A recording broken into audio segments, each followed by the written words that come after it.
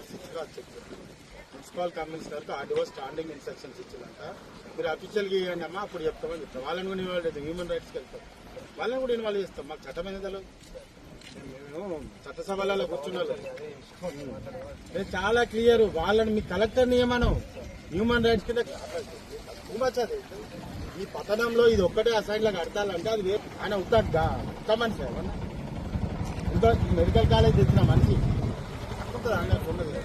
మీరు నేను దయచేసి మీకు ఒకటే రూల్ మేము క్రాస్ చేస్తే మమ్మల్ని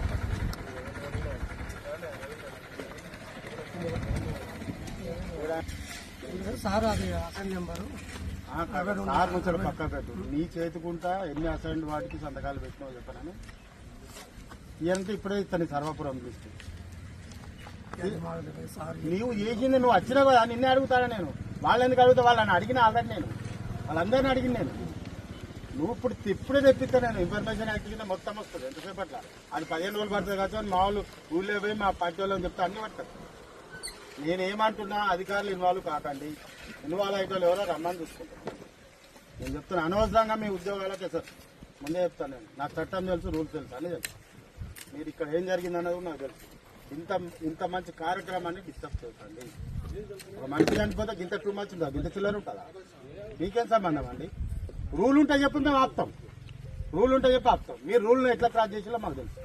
ఎంతమందికి ఇది నువ్వే వచ్చా మందికి ఇచ్చినావు మీ సర్వాపురం.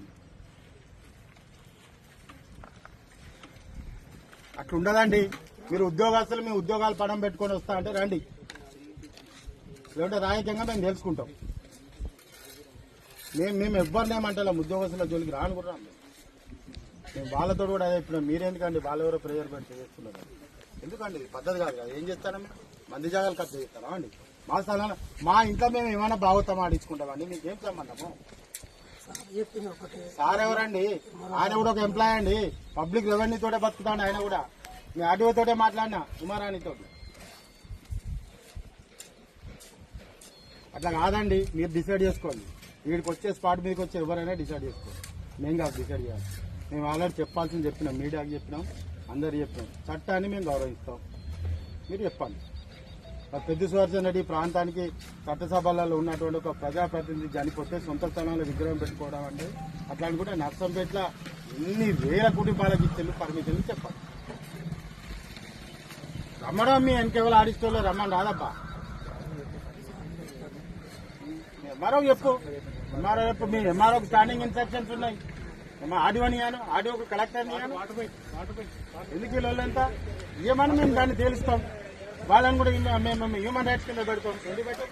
బరాబర్ పెడతాం.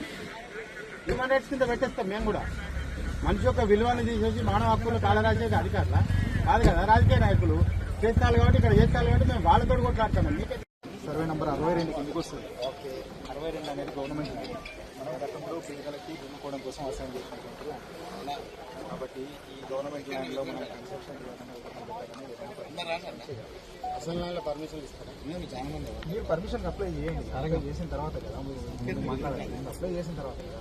ఇప్పుడు ఆయన వ్యక్తి చనిపోతుంది, ఆయనకి మనందరికీ రెస్పెక్ట్. ఆ రెస్పెక్ట్ అనేది ఇప్పుడు మీరు పెట్టడం, నేను తీయడం, ఇట్లా చనిపోయిన వ్యక్తి విషయంలో ఇట్లా చేయడం మనం ప్రాపర్గా పోతాం, ప్రాపర్ వేరే పోతాం. నేను చెప్పేది కూడా అర్థం చేసుకోండి.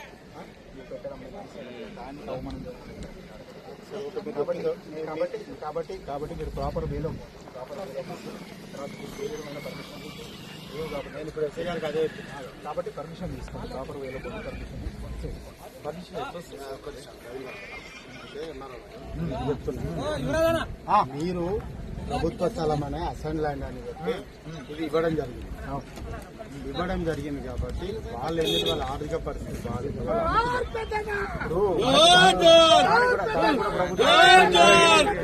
ప్రభుత్వం ఒక చట్టం తీసుకొచ్చింది.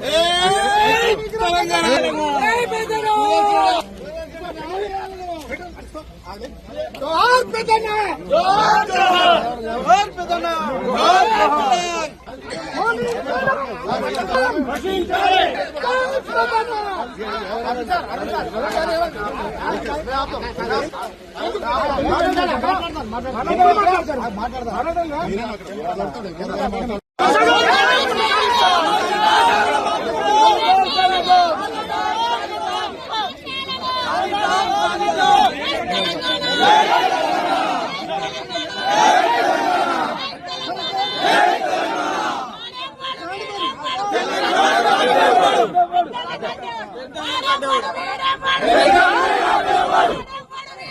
పెట్టాలి